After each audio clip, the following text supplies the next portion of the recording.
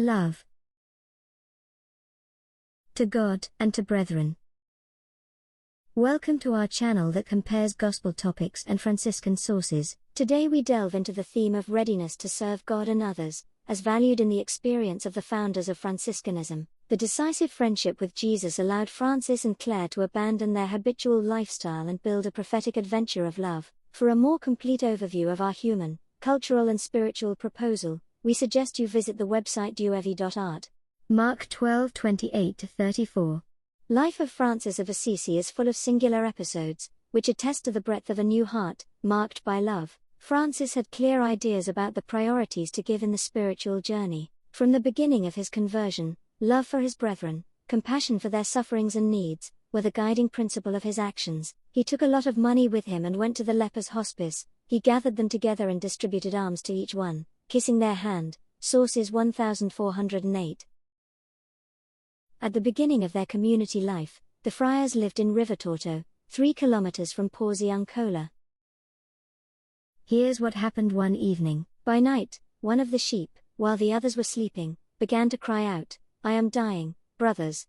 Look, I am dying of hunger." The wise shepherd immediately got up and rushed to bring the necessary help to the sick sheep. He ordered the table to be prepared, albeit with simple food. He himself began to eat first, and invited the other friars to perform this charitable duty, so that the poor man would not have to blush. Having taken food with the fear of the Lord, so that the act of charity might be complete, the father gave his sons a long discourse on the virtue of discretion. He prescribed that a sacrifice should always be offered to God, seasoned with prudence, carefully admonishing them to take into account, in the divine service, their own strength. Then he added, "Beloved, know that what I did in eating was not done out of greed but out of due care and because brotherly love required it of me. Let charity be your example, not food, because the latter satisfies the palate, the former the spirit." Sources 608. The poor man of Assisi had very clear ideas about the priorities to give in the spiritual journey.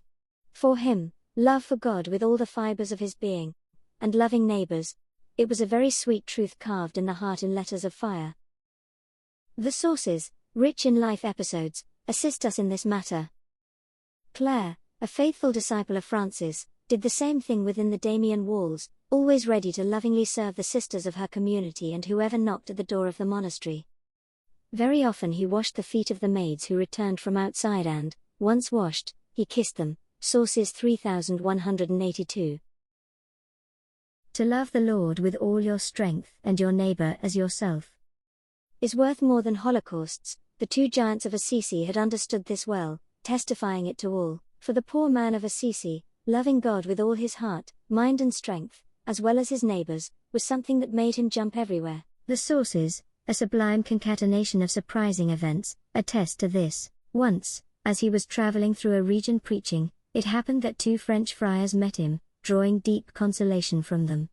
At the moment of farewell, they asked him, moved by devotion, for his habit for the love of God. And Francis, as soon as he heard the invocation of the love of God, took off his habit, and remained naked for a few hours. It was his custom, in fact, when someone said to him, "For the love of God, give me the habit or the cord or anything else that he was wearing," to give it immediately out of reverence to that Lord who is called charity.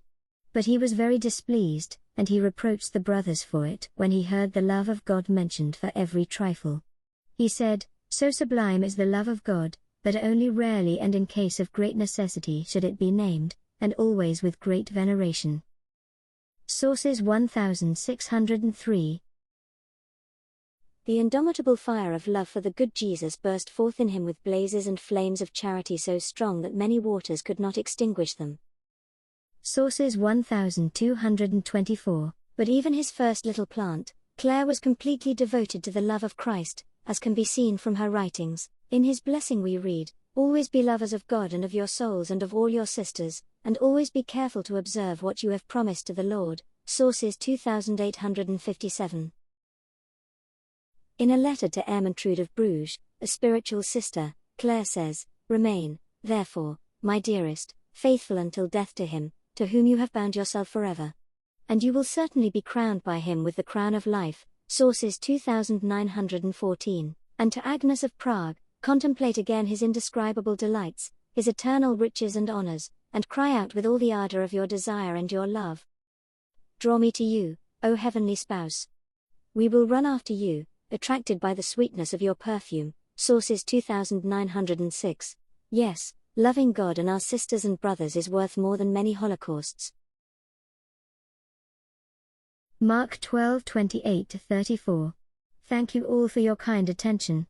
We invite you to subscribe to the channel, to stay updated on our activities. If you liked it, leave a like to support us. Subscribe, give your precious well done, comment and share with your friends. Thanks, see you soon.